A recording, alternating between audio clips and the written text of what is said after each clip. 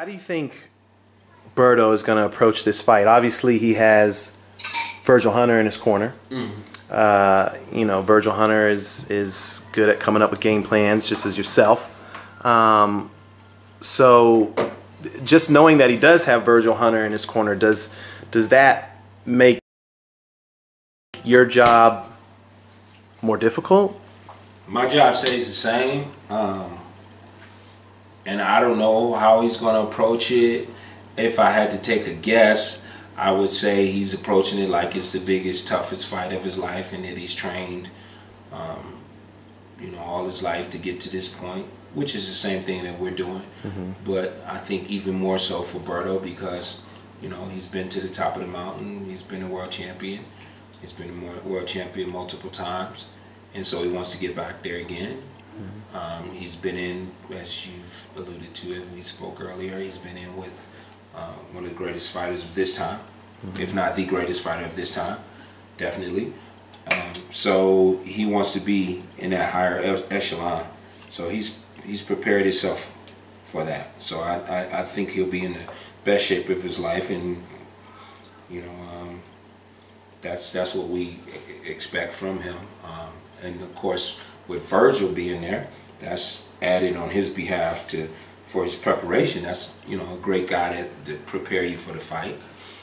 And then I would take a guess and say, last but not least, you know, he feels that, you know, Shawn comes to fights in tremendous shape, because I've seen him say that. I've actually, you know, saw him do some interviews before he was fighting us where he said Shawn was relentless in bringing pressure and nonstop, you know. So I think he's prepared himself for that. When you sit and kind of envision the fight, do you see it playing out as a chess match? Do you see it, you know, playing out as a toe-to-toe battle? It's going to be a little bit of both. Brother. If it's a chess match, it's fast chess, and at some point in time, I want my guy to knock all the chess pieces off the table. I'm serious about that part. And I feel that he's the same type of way, you know. Berto, that is? No, Shawn. Oh, Shawn, okay. I feel that Shawn's the same type of way in that mindset. Like, he's been feeling that over the course of a number of weeks now, I've been holding him back.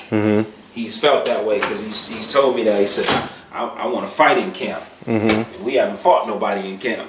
But, you know, there's a process to everything, and I just need to get him to that point where I feel that we can do it now.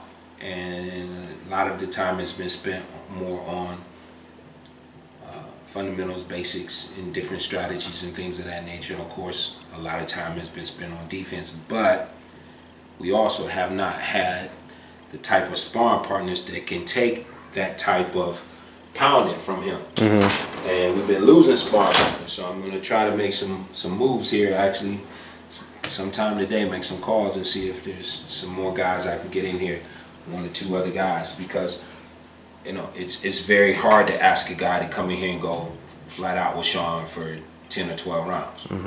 So I usually use 2 to 3, mostly 3 guys, and rotate them, you know. And we lost 2 guys in the last 2 weeks. Does that make it hard to, you know, prepare the way that you want to prepare if you can't find those guys that are... It has not gotten hard yet. We've been able to get some things done. Bringing in Hank was helpful when the other guy fell off. We're trying to get another guy back. We had an injury, and we lost another guy because I think, you know, he had a fight coming up, and then also, you know, he was taking a pounding. So he didn't want to take a pounding before his fight. So we've been able to get through it, but this is that peak week, and this is that week where, you know, I really want that serious work going on. So I got some fight calls to make and some phone calls to make, and see if we can pull this off, and, you know, get some guys in here that can handle what we're bringing. You know, I mentioned a chess match a little bit earlier. The reason why I mentioned that is because a lot of times I think Shawn's ring IQ is very, very underrated. You know, a lot of times people just look at him as a pressure fighter. He's coming forward and, you know, just throwing punches. But there's a lot of intelligence in the way that he approaches that. So, having said that, like, do you think that Berto and Virgil are aware of Shawn's ring IQ? Do you think that they look at him in that manner? It's hard to tell, you know. Virgil conceals a lot of things. Berto hasn't been as talkative in regards to Shawn, because for previous weeks to now he was saying, hey, they ain't got no fight, we ain't fighting. So, you know, he's just now starting to come around and express a little bit about the fight. So, you know, it's hard to tell that. For me, I'm always challenging Shawn. For years, for a number of years, especially since as long as we've been in here in Las Vegas, I've been challenging him to show me intelligence in the ring. Challenging him to show me his intelligence. I would say to him all the time, I don't have a problem saying this in front of everybody that's in here, because how many other trainers are in here challenging somebody to be intelligent? They're not. They're not. And they don't. So I'm asking for it. I'm begging for it. I'm yelling for it. I'm screaming for it. I'm slamming my hand down for it, stomping my feet for it. And I've been asking for that for him for quite a few years. And I've told him on more than one occasion, I said, dude, when the athletic ability goes away, you're going to have to be able to have basics, fundamentals, and technique and strategy and things like that.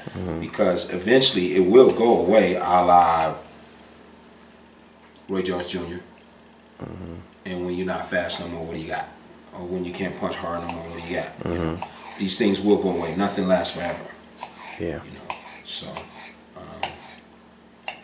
we'll see during the fight if they underestimate that, or if they underestimate the fact that I'm asking for that, or if they're prepared for that as well. You know, and it's really hard to tell, but you know, something like that people will have to admit to and speak on. You really can't tell during a fight if someone is underestimating your intelligence. Yeah. Until it's over with, and you know, maybe they say, well, I didn't know he was gonna do this. I didn't know he was doing that. Are you saying he was pretty smart in that respect, or he just tricked you, or you know? And sometimes a person will come out and say, you know, yeah, I underestimated that he would be that fast, or I underestimated he would be that strong. You know, I saw some stuff the other day. You know, Shawn was hitting the bag or hitting something, and you know, the comments from the Instagramlins and the Facebook fighters was, he don't look fast. Adrian Bronner's fast. Keith Thurman's fast. Devin Alexander's fast. Paulie Malignaggi's fast. And we're just as fast as them in every fight we've been in. We're right there with you with hand speed. Right there. No problem whatsoever. But, you know, talking about intelligence, how intelligent are the people that's watching this? Because you can't see that he's just as fast as them. You know what I mean? And if they knew anything, you know, I see other things where, well, I don't see any puncher power from him. When you get to this level, everybody can take a punch. There's nobody up here at this level that you can just hit and they just fall out. Right. You know, you go back and look at Shawn's record, or you go back and look at Errol's record, or you go back and look at Berto's record, or you go back and look at Keith's record when they all started. Oh yeah, Shawn was 10-0 with 10 knockouts. Keith was 15-0 with 15 knockouts. Andre was 10-0, 15-0, 12-0, whatever, however many knockouts. Errol Spence with that many knockouts. Then when you get to those higher level guys who have the ability and the skill, and guys come in with a mindset of, I'm not going to be knocked out. I'm going to defensively do whatever I got to do to make sure I don't get knocked out.